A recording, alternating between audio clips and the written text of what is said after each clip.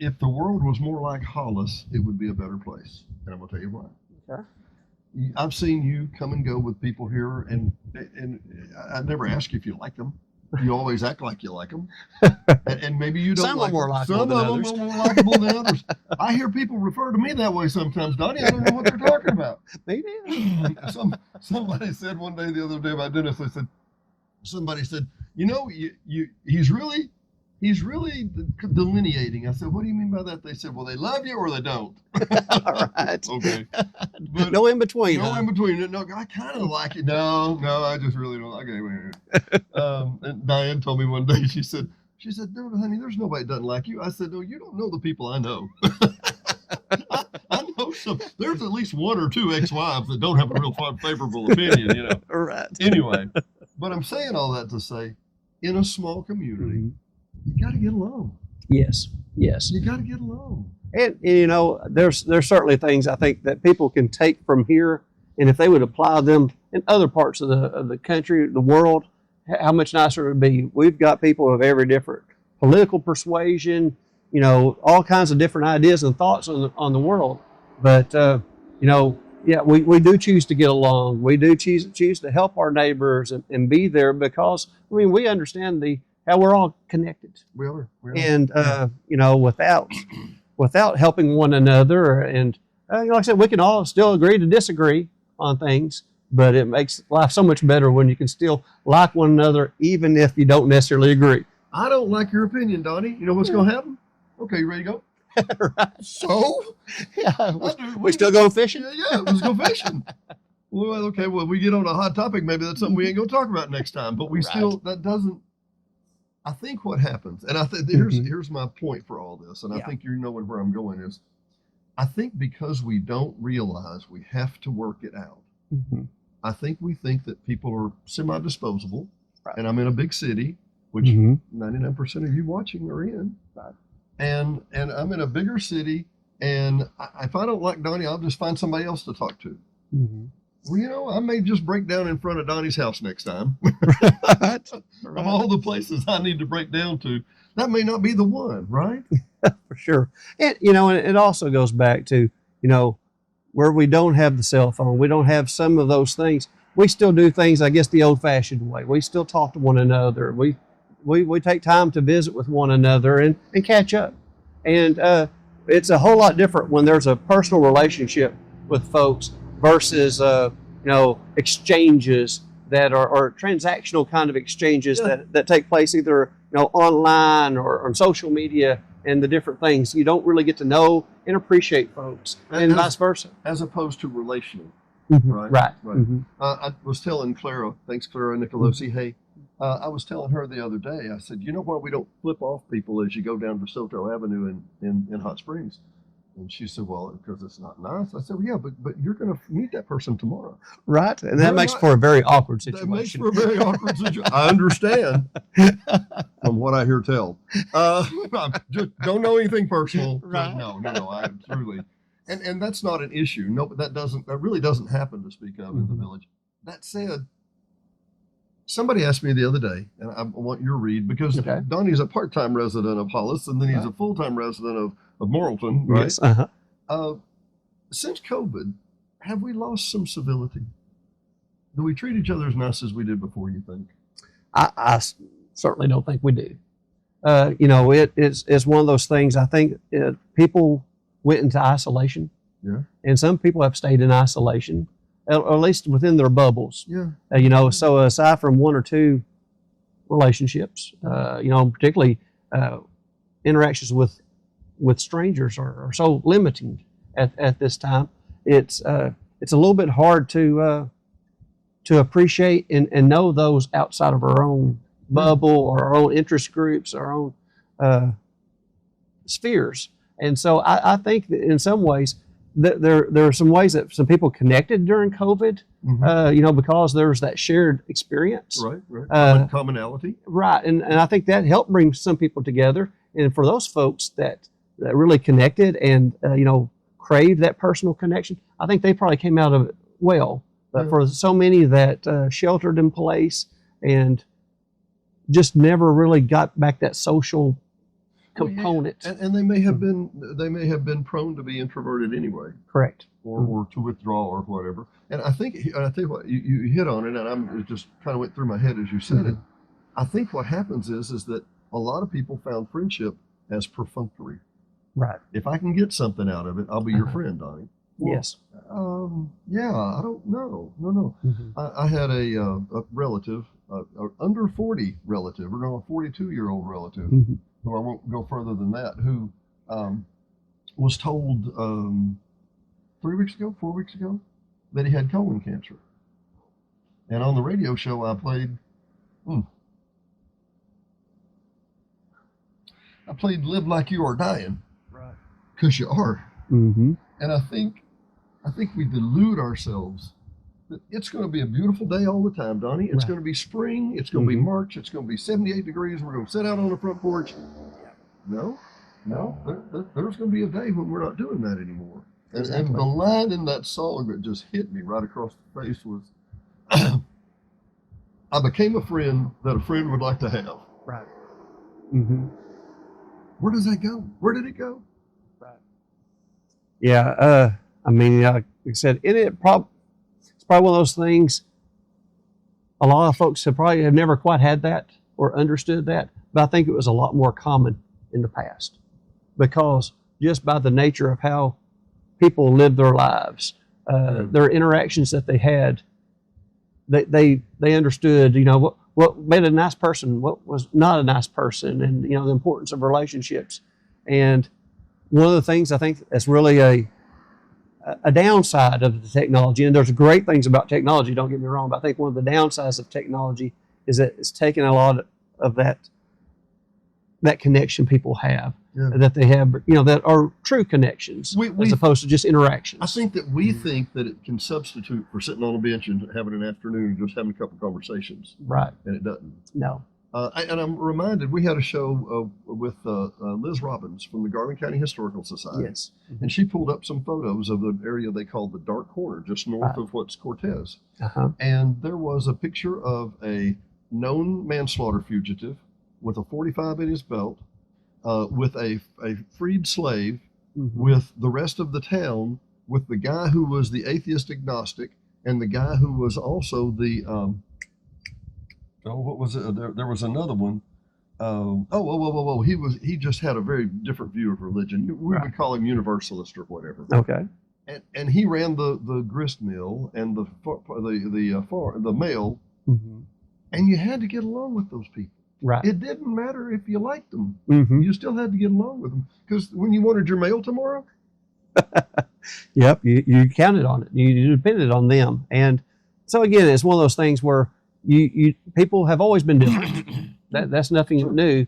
What I think is sadly new, for multiple reasons, is now that we're less tolerant of the differences. That suddenly, if someone doesn't think, act, do like us, then they're others, as opposed to we're all together. Or somehow they're wrong, circle strike. Right. Because you're not thinking like, well, so?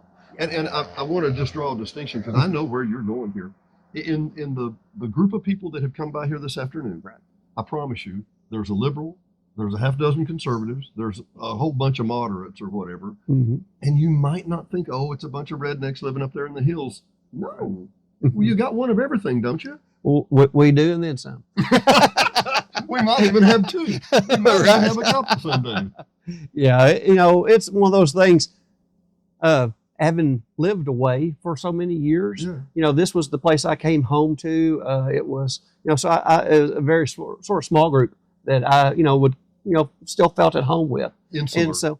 And then when I came and my wife and I, we took over the store and got to know everybody. It was amazing. One, the number of people in this little small valley that we had never met before. Really? We knew maybe in the past, but we just weren't ever close. Well, now we have an opportunity to get to know them. We're asking about their kids, their grandkids. They're asking about ours and all this kind of stuff. And so it's just grown our community tremendously. And like I said, there's very few places nowadays where you can go and have that kind of experience And I'm just super proud that the Hollis Country Store is one of those places. That's wonderful. And it's been a blessing for us, but I also hope it's a blessing for everyone who stops in and becomes part of the scene. I heard a pastor say one time, he said, the way that you get full is by pouring yourself into other people. Right. I thought that was a wonderful analogy. Mm-hmm. And I don't know, I've been here a little bit occasionally, but apparently it is the 5 o'clock rush, man. More cars have gone by here in the last 20 minutes than Carter has little Liverpool. I know you have sat here and for hours at a time, hardly be a car go by. Right. But let's talk about Highway 7 real quick, okay? In particular, Jessieville up to Pettigene into that area. Porsche calls this one of the top 10 drives in North America. Now, why would Porsche call it that? Well, there's lots of twists and turns Oh my and Lord. beautiful views in every direction. Oh, it's gorgeous. It's gorgeous. Tell me, if you can, and I don't mean to put on here real quick, tell me 3 or 4, maybe 5 hidden gems in this area. We've touched on a couple of them. Right. But if I pulled over a little gas station in the middle of nowhere and I think, well, what? They sell candy cigarettes? Is that even legal? Right. Yep. Yeah. Of course, we always try to find the nostalgic stuff to have here. Again, we want people to feel like they just stepped back in time when they come here to the Hollis Country Store. And, what I think we really have here is a secret gem in this whole area. There's just a lot of those little places that people don't even know exist. Yeah. And a lot of the folks that live here like it like that because they're able to experience those things for themselves. But we're happy to share here at the Hollis Country Store. So we're going to tell you what those are, but it's right. Like where are the fish biting? Right here in the mouth. I usually catch them right there, but I've hooked them on the tail before. You have too. I know you have. Places that we talk about like Forked Mountain Falls, beautiful waterfall. If folks haven't walked up the actually relatively short hike and watched the view from Flatside Pinnacle Mountain, it's almost life changing kind of place, and it's so easy and simple to get to.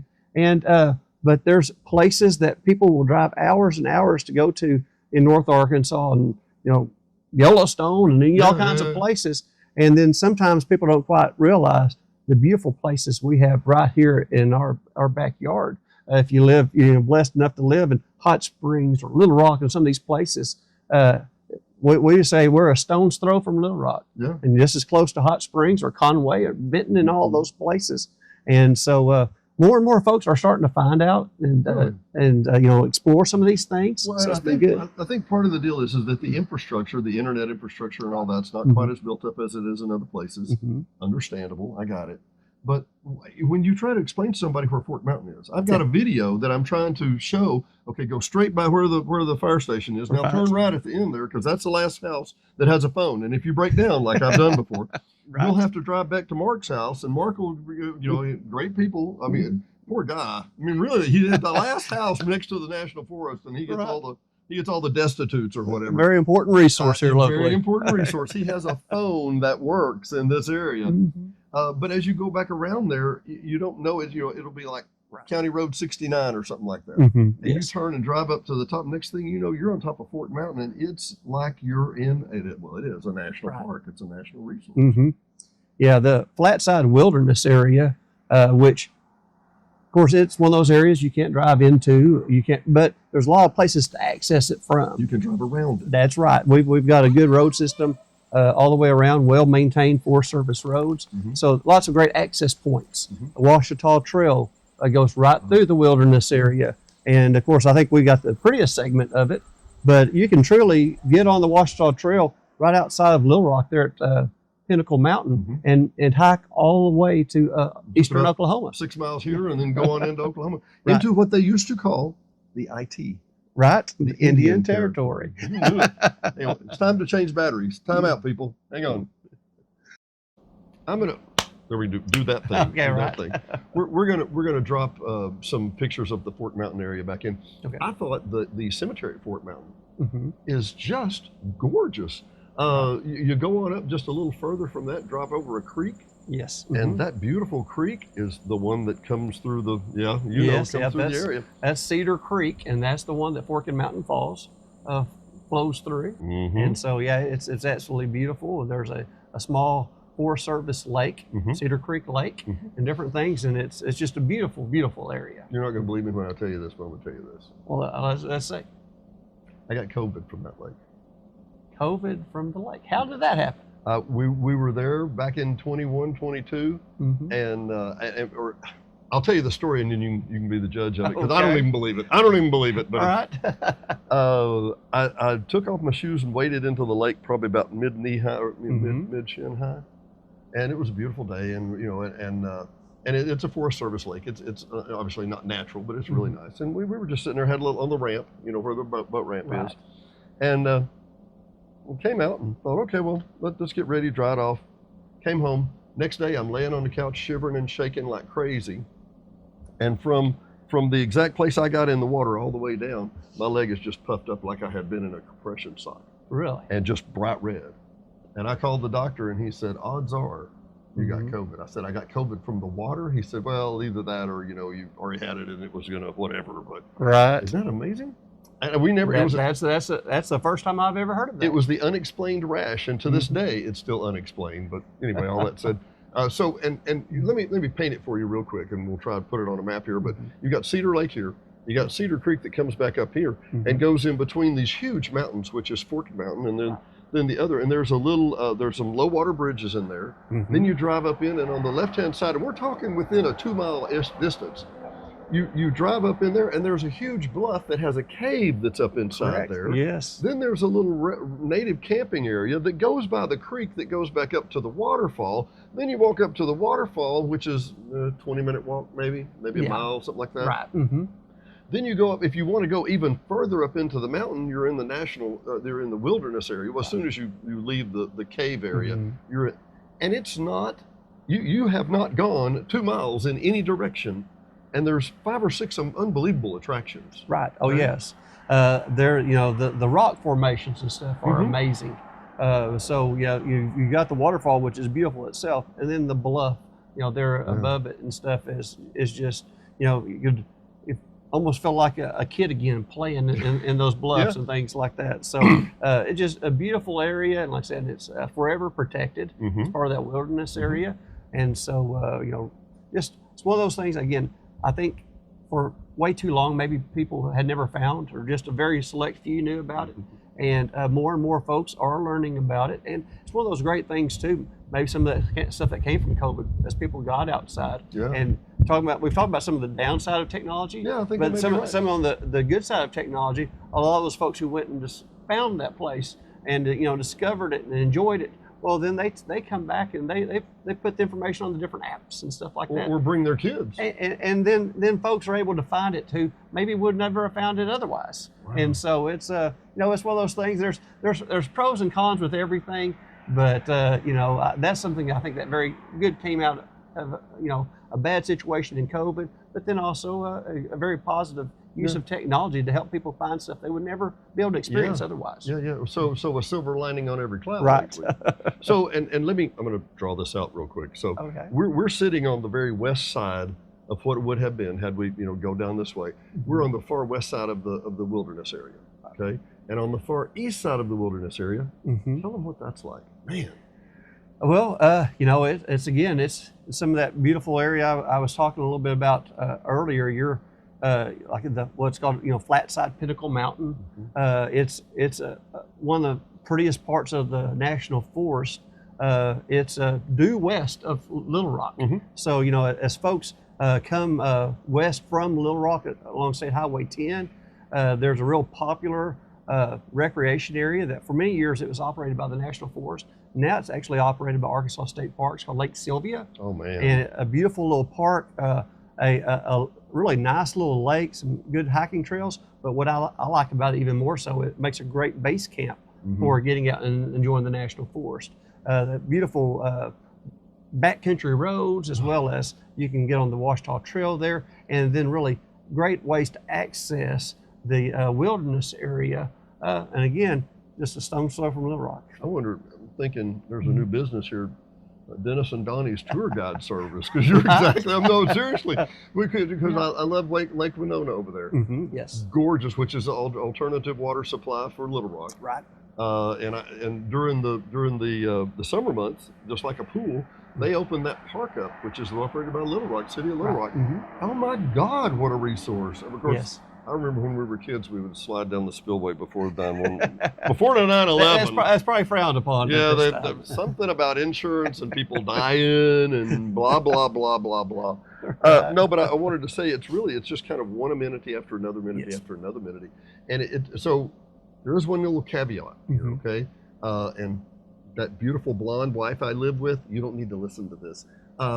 You may not want to take your Mercedes convertible down these gravel roads some days. No, Maybe that maybe. would probably not be the first choice if you're No, going to be no, driving out no. here, because again, a lot of folks they're looking to get away from the gravel. Yeah. I mean, excuse me, From from the the pavement. blacktop. Yeah, Get yeah. on the gravel, or sometimes it's not even gravel.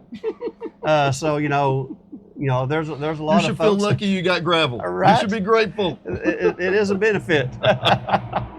But so yeah, particularly if you're going to try to get out and enjoy some of these places that aren't on the blacktop, yeah, you want to probably be a little bit more particular with what you're driving, Mhm. because depending on weather conditions and different things, what might be a good road in one situation might not be such a good road after it's been rainy or snow or different things. Okay, so on this end, we have more shattered chert and we got a lot of granite and that kind.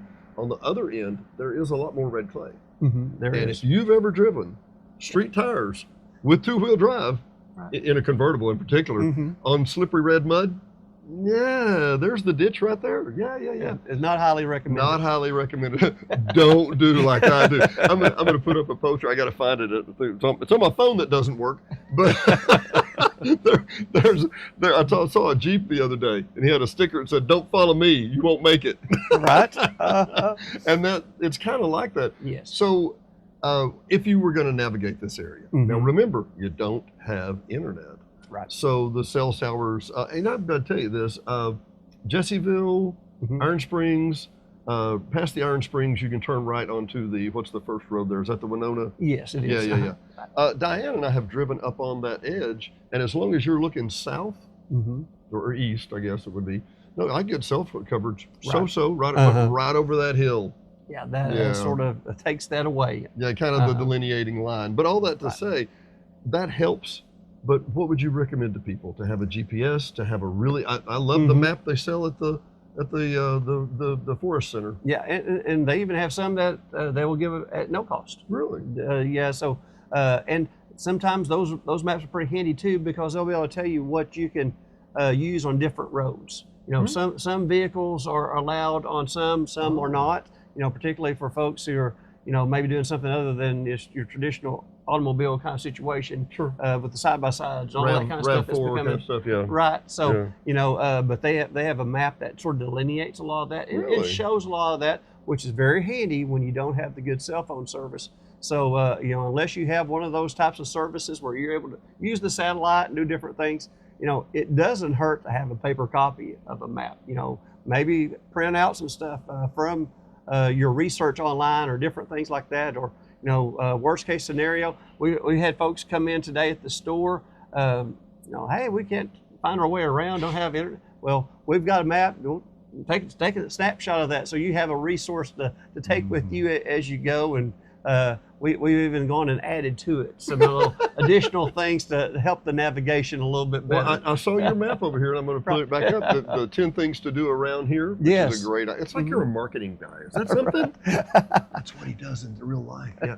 So no, that's a great idea. But no, and by the way, for those hardcore people like I'm one, yeah, whatever. The map that you can get just north of Jesseville at the ranger station. When you fold that bad boy out, and you better remember how you folded it, because it's never going to go back that way the next time. It's actually like an accordion fold, so it does this, and then triples and folds and whatever. But it's got like a soft mylar on it or whatever. Yes, It's a tough map. It's Right. a tough map. Built for the weather. Built for the weather, and that may be what you want. I think they're $20, $25, Mhm. something like that. And you're thinking, for a map, yeah, it's well worth it. So I'm going to throw out a topic real soon. I'm going to say Okay. something, and you're going to tell me a little background about it. Okay, sure. There's a shelter at Rattlesnake Ridge. Okay. You know it, right? Don't you? Or do you? May not. I'm familiar with it, but Yeah. I don't know it. No. Well, Yes, and just I didn't mean to just throw Right. it at you there, but when we're talking about coming up to the Washita National Trail, Mhm. if you turn right and go, that would be back east toward Little Rock. Mhm. I think it's 4 or 6 miles. There's a shelter. Right. If you get stranded in the middle of the woods, the National Forest Service has your back, ish. Ish. You won't Yeah. get really wet. You'll just get a little wet, right? Right. Yeah. They've got a few of those scattered about. Now, with my luck, I wouldn't be too close to it when it's needed, but maybe others will be more successful than me. Well, how did Donnie do? Well, we had to drag his dead corpse for the next 13 miles, and Right. no, I mean it's. Mhm. I think really. So, here's what I want to convey, and this sounds silly to do this, and you're such a great sport, Donnie. Thank you. This has been a delight. I wish I could convey to people how close to non-civil as Mustang Right. Roush Mustangs come by.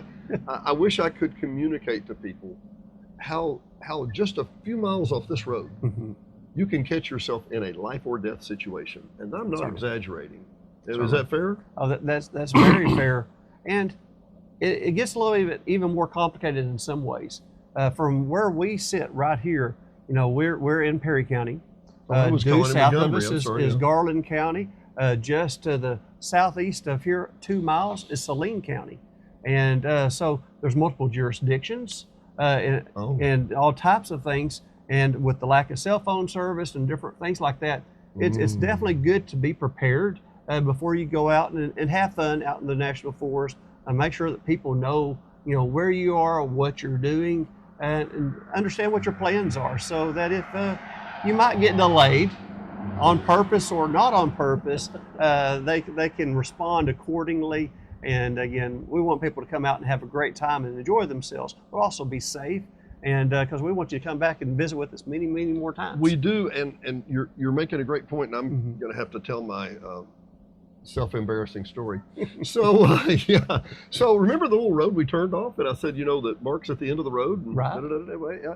I may or may not have had a CLK Mercedes 500 with the really big engine and the really low squatty tires, Mhm. and got out on the road and got way down past the Cedar Creek and good on ways past there, and heard a poof noise, Mhm. and then remembered that run flat tires don't really run flat for long. They really don't. And then I had to drive at 3 miles an hour all the way back to Mark's, trying not to damage a rim and whatever. Right. Thinking, and now here's the deal. When we go hiking, I'm ready, right? Yeah. But I make fun of people who hike in flip-flops. The people. We don't be that guy, right?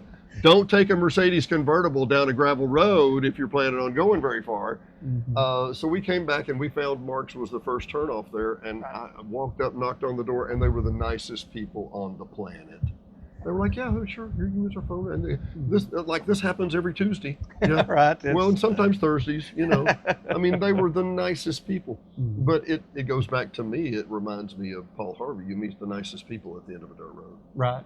Yeah, and it's very true here, and we've got lots of dirt roads, so we got lots of good people. And like I said, that's really one of those things that I've really learned to appreciate more, returning back home, here to my roots, and getting to reacquainted with folks I've known almost all my life, as well as the new people I've met. And so it's a wonderful place out here in Hollis Country, and so we're just blessed to call it home. I'm going to reiterate something I did in the last show because I want to remind you. Mm-hmm. These are living pieces of history. Okay, this is a 100-year-old business. You know how rare that is, people? We're a 95-year-old business. There's one thing it takes to make this place run. What do they call it? Money. Money. That it is. So you need for somebody to come by and buy a bologna sandwich, Right? fill up on gas, tourist advice, travel advice. Mm-hmm. Just come by and take pictures.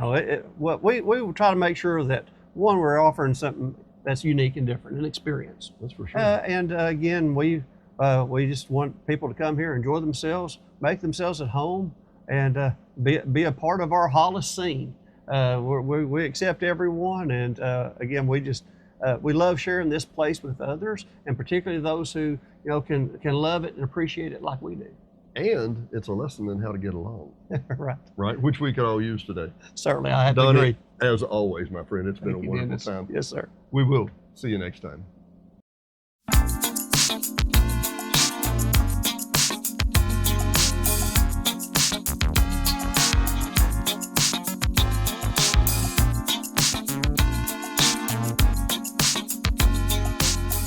Hot Springs Village Venues is brought to you by KVRE at 92.9 and streaming worldwide on iHeartRadio. KVRE is your family-owned local hometown radio station, so be sure and tune in for live local programming, news, sports, and information every day at 92.9. HSV Radio. HSV Radio is heard every Saturday morning at 9 a.m. or streaming on any of the major platforms.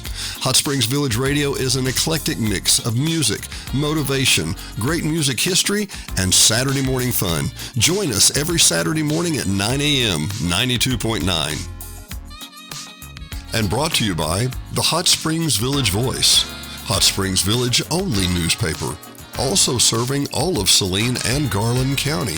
Your local newspaper for local events. No one else has more local news than the Hot Springs Village Voice about the Hot Springs Village area. Sign up today at hsvvoice.com or call 501-623-6397. Again, that's 501-623-6397. Located at 3576 North Highway 7 in Hot Springs Village, Arkansas, just in front of Walmart.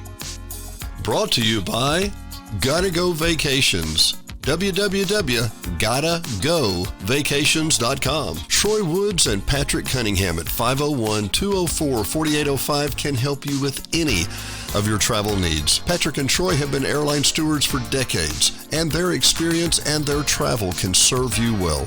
GottaGoVacations.com, again, that's GottaGoVacations.com, can help you book the perfect tour for you, whether it's a riverboat cruise up the Mississippi or the Rhine. These guys are who you need to call. 501-204-4805. Troy or Patrick, 501-204-4805. GottaGoVacations.com. D&D Village Properties. Hot Springs Village only short-term rental with over 2,100 five-star reviews. All properties are lakefront. They include complimentary kayaks, hot tub, pet-friendly, and a stunning view of the lake. Visit DD Village Prop today for your vacation getaway.